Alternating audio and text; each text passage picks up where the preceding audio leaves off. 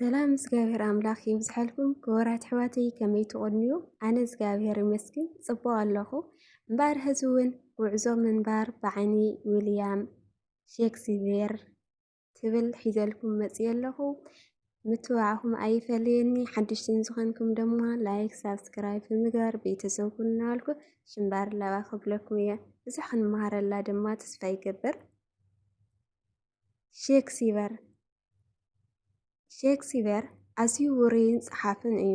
እንተኾነ ክትርድኦ ኣዝዩ ዘጸግም ጸሓፊ እዩ። ንሼክስፒር ዝበዝሑ ከም ናይ ፍቕሪ ጸሓፊ ክወስድዎ ይኽእሉ እዮም። እንተኾነ ሼክስፒር ልዕሊ ናይ ፍቕሪ ናይ ሓቅን ከውነትን ጸሓፊ እዩ ንበልክዎ። ብዝያዳ ንሎሚ ሓንቲ ካብ ትምስጠኒ ስርሑ እየ ክገልጽ። እዛ ስራሕ 7 ዓመታት ናይ ሰብ እያ ትብል። ኣብዛ ስራሕ ወዲ ሰብ ኣብተን ካብ 70 ክሳብ 80 ዝነብረን ዕድሚኡ ዝሓልፈን ደረጃታት እዩ ዝገልጽ። ሼክስፒር ንዓለም ከም መድረኽ ይሓስባ። ደቂ ሰባት ድማ ተፈጥሮ ንዝሃቦምን ብዓለም ዝመረጽዎ ደርሰትን ብበጽሒቶም ይዋስኡላ ይብል። እተን ደርሰት ድማ 7 ክፋል ኮይነን ኣብ 7 መድረኻት ይዋስእወን ይብል። እታ ቀዳመይቲ መድረኽ ሓደ ሰብ ህፃን ኮይኑ እዩ ናብዚ ዓለም ዝመጽእ። ቆልዓ ኮይኑ ድኹም ስለ ዝኾነ ኣብ ኢድ እቲኣ ዝሕረሰቶ ኣዶ ወይ ነርሲስ ኮይኑ ንሓደ ምኽንያት ወይ ንኻሊእ ሰበብ ጭጭ ኢሉ ይበኪ። ጽንሕ ኢሉ ድማ ይበክን ይተፍእን ይልሕስን። ኣብታ ካልእቲ መድረኽ ወዲ 7 ዓመት ኮይኑ እዩ ንዓለም ዝመጻ። ኣብዚ ጊዜ ንግሆ ተስእ ተባሂሉ ገጽ ተሓፂቡ ቁርሱ ቆሪሱ ኣብ ሕቑኡ ቦርሳ ተሓንጊጡ እምቢ እናበለ ትምህርቲ ጸሊእዮ እናበለ ብሓፈሻ ዕምም እናበለ ከም ኣባ ጨጎራ ወሰስ እናበለ ትምህርቱ ይመላለስ።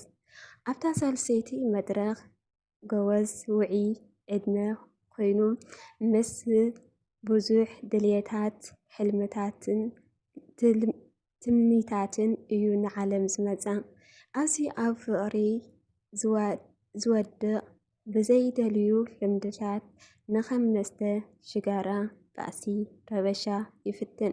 ብፍላይ ዝበዝሐ ኣብዚ ዕድመ እዚ ብፍቕሪ ዝማረኽሉ ጊዜ እዩ። እዚ ድማ ኣብ ፍቕሪ ወዲቑ ከም ሓዊ ዝወሎ ፈርኖ ኮይኑ ይረአ። ብድብዳቤ ናይ ፍቕሪ ጽሒፎም ዝኽእሉ ድዩ ወይስ ባዕሉ ናብታ ዘፍቅራ መላእኽቲ ምስዳድ ይጅምር? ገለ ድማ ሰኣን ሕፍረት ድዩ ሰክፍታ ኣብ ውሽጡ ገይሩዎ ስቕ ይብል። ኣብታ ራብዓይቲ መድረኽ ድማ እኹል መንእሰይ ኮይኑ ዝገብሮም ቃላት ዝተምሃረ ይኸውን። ምትላል፣ ሓሶት፣ ጠበራ፣ ጸርፊ፣ በለካ ለኻእካ ወዘተ። ከምኡ ጭሕሙ ኣጸባቢቑ ቀላጽሞ ገቲሩ ኣብ ልቡ ከፊቱ ብርቱዕን ሓያልን ትርኢት ክርኢ ይጽዕር። ስምዒታቱ እውን ቀናኢ ይኸውን። ምእንተይ ክብሩን ግርምኡን ምስ ካልኦት ይበዓስ። ንግዚያውን ዓፈራን ዝኾነ ዝና ንምርካብ ሃረር ይብል። ብሓጺሩ ንሰባት ክምስጥ ብሰባት ዋው ክበሃልን ኣዝዩ ይጽዕር። ኣብ 5ይ መድረኽ ህይወቱ ፈራዲ ኮይኑ ይዋሳእ።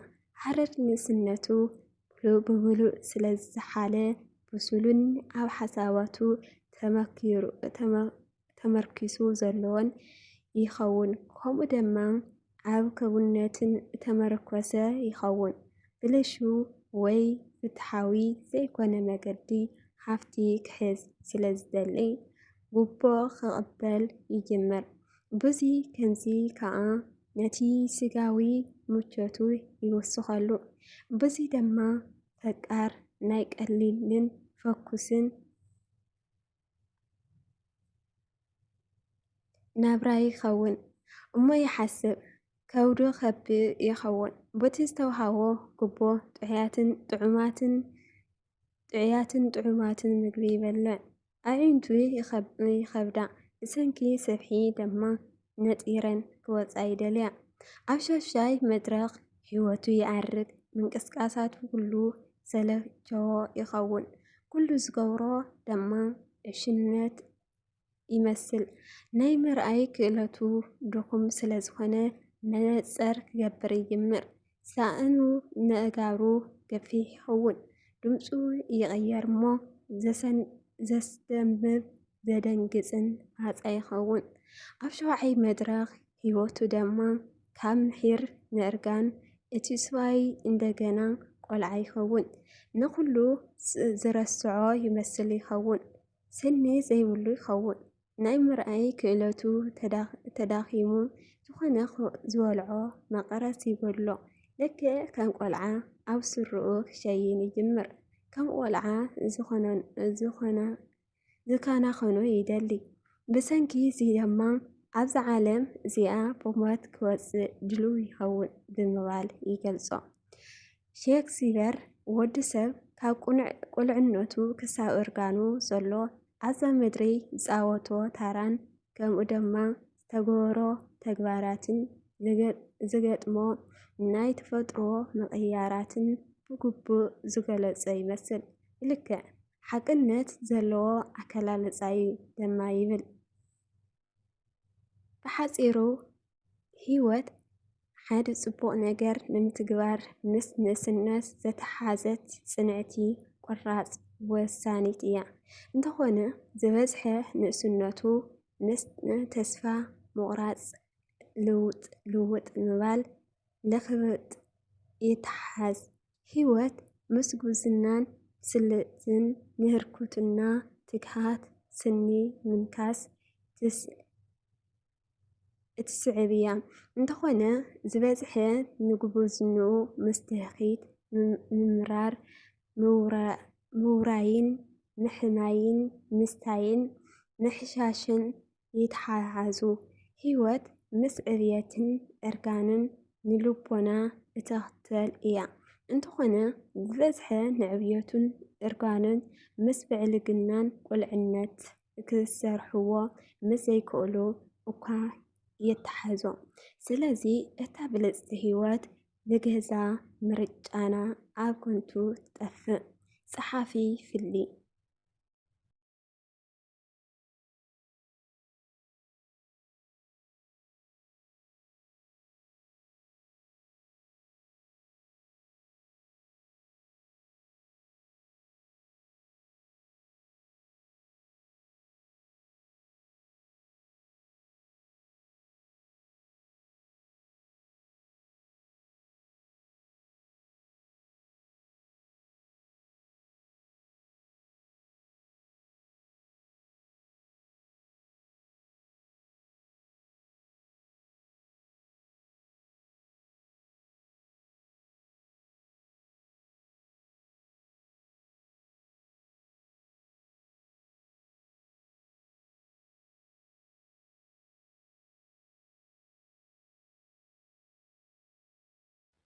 ኣብ እንኮደኺ ስምከይ ፀውዑ ናወልኩ ማርያም